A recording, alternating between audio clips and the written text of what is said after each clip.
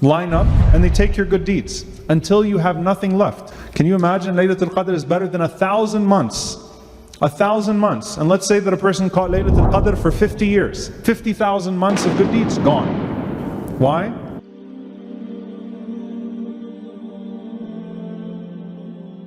The most important 10 days of the most important month of the year. We know the hadith of the Messenger ﷺ that a person comes on the Day of Judgment and they have their prayer, they have their fasting, they have their siyam. Can you imagine how many Laylatul Qadrs they have caught? A lifetime.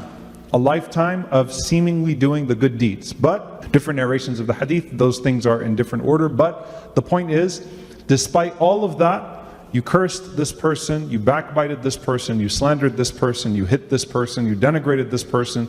Basically, you had a nasty tongue. So, huquq al-ibad, the people that you hurt, line up and they take your good deeds until you have nothing left. Can you imagine Laylatul Qadr is better than 1,000 months? 1,000 months. And let's say that a person caught Laylatul Qadr for 50 years. 50,000 months of good deeds gone. Why? Because of the people that you hurt with this. It's a warning from the Prophet ﷺ. The barriers to our good deeds being accepted or being profitable on the Day of Judgment. Now, that's not what I want to talk about tonight. I just want to establish a premise for a moment. That as we're getting into the last 10, we need to make tawbah from those things that might take away everything from the last 10. Prayer, taking the most of our prayer. The good things about prayer, it was a warning not to be forgetful for your prayer, right? With your prayer and lose out on your prayer. This is beyond that. This is your good deeds going to waste because you're not reforming your akhlaq, you're not reforming your manners. And so if you want your ibadat to be accepted, you have to reform your akhlaq. Can you all remember that? If you want your ibadat, your acts of worship to be accepted, you have to reform your what? Your akhlaq, your manners. If you want your acts of worship to be accepted, you have to reform your manners. May Allah subhanahu wa ta'ala allow us all to reform our manners and to perform our acts of worship. Allahumma ameen. This is the time to do it. In this life, there's also another prominent aspect of these next 10 nights, which is dua to Allah. Constantly making dua. We have lists that we go to Allah with. You've been asking Allah for all this time. Laylatul Qadr is the night of decree. So you want something to happen in the next year? That's your night. That's the night that your next year is going to be decreed. In the next 10 nights, your next year is going to be written down. Think about the consequence of that. Including, by the way, those who plan to go to Hajj. May Allah write us amongst them. Allahumma ameen. So in these next 10 nights, something is going to happen with your decree, right? And what is the barrier to your accepted dua? And that's where I want to stop for a moment and think about the surahs that we just passed. Surah An-Nur, Allah subhanahu wa ta'ala talks about the ideal society that got polluted by some of those bad akhlaq, those bad manners. Slander, gossip, until they did not spare our mother Aisha radiallahu ta'ala anha. Our mom. Our mom was slandered. You love your mother? You're reading about the story of your mom being slandered. With the worst type of slander. Our mother was slandered by people we also love, not the hypocrites, Ibn Ubay ibn Salul. Some of the Sahaba fell into the trap, passing it right and left. They took it and took aspects of it and passed it. And Allah forgave the companions, not the hypocrites. But what did Allah subhanahu wa ta'ala say? That's a strong warning. I'm warning you never to go back to this again. Nothing like it, the remnants of it. Don't you ever go back to anything like that episode ever again. Allah let you off with a severe crime. And yes, there were some people that had to pay the penalty of slander. And there were others that Allah knows. They passed the slander, but they were not amongst the main slanderers. But Allah subhanahu wa ta'ala offered an amnesty. But a warning with that amnesty. Don't you ever go back to that way again. Let there never be an episode in the society of Medina again, like the slander of our mother Aisha radiallahu ta'ala anha in the society of Medina again. That's a strong warning. Honestly, if you're reading that ayah, the strength of it, it is such an admonishment. The strength of it, like it's not even, Allah does not even talk about what the consequences are. It's just Allah is warning you. I'm warning you, do not ever go back to anything like that again. Don't let that happen in the society of Medina again. Just like Uhud, don't let the disobedience of Uhud happen again. And they never did, right? The Sahaba never had another Uhud episode. And the Sahaba never had another ifk episode. Alhamdulillah, because they were people who took the Quran very seriously. And then you see in Surah Al-Furqaan, Ibadur Rahman, the servants of the Most Merciful. And Allah mentions their tawbah, their repentance. Why? Because all of you will sin. All of you will sin. All of the children of Adam will sin. All of us will fall at times. But Allah subhanahu wa ta'ala mentions in the qualities of the servants of the Most Merciful, and Allah re-emphasizes that, by the way. The one who not only repents, but who puts in the place of where they used to sin a good deed instead to hold that place. They cut off the means to sin, and they now have the means to good deed. They now have means to a good deed with Allah subhanahu wa ta'ala. And for those people, how merciful is Allah? Allah switches their sins to good deeds. Now, Surah An-Nur was a warning to society. As a community, don't mess up like that again. You don't get two hadithatul ifks. You get one, you messed up. As a community, make tawbah to Allah and learn the lesson as a community. Ibadur Rahman is very individual. When you messed up, turn back to Allah and put in the place of your sin a good deed.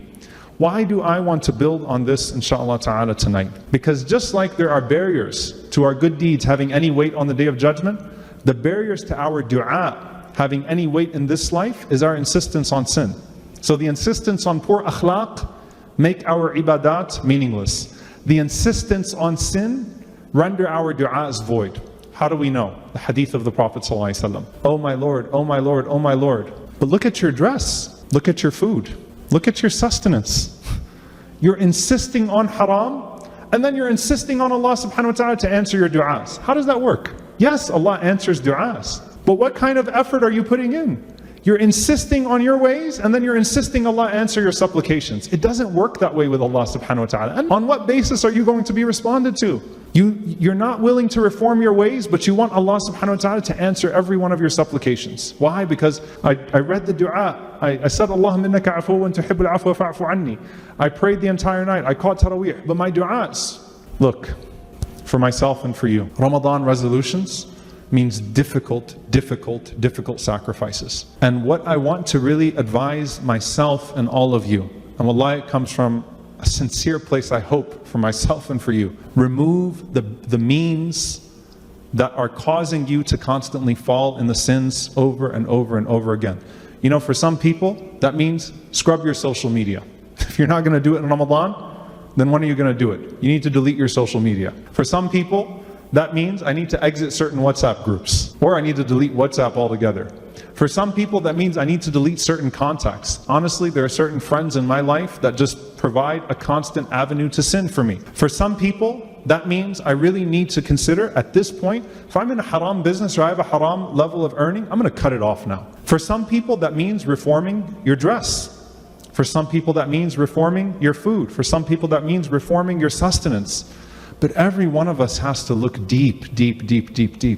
Because when you show Allah subhanahu wa ta'ala that you're going to insist on these ways and you're not willing to make those sacrifices, that is the barrier between you and your supplication. Your du'as become mechanical at that point. How beautiful is the du'a of a person that says, Ya Allah, I'm changing. Ya Allah, I'm taking the next step in my journey to you. Ya Allah, I'm looking at myself and I'm not going to insist on these things, no matter how minor they are. Remember the Prophet ﷺ said, beware of the minor sins. Some of you are planning weddings right now for after Ramadan. How are you planning that wedding to be? Think about it, right? Every single aspect of your life, you know, what are you thinking about doing right after Ramadan? Every single one of us look deep in the mirror as we go into these 10 nights and say, how do I delete my past? Because I want Allah to do tabdeel, to switch my sins to good deeds. But in order to do that, I need to switch the means to my sins with the means to good deeds. And Allah is merciful enough to where He will clean the slate. But am I going to clean my own slate?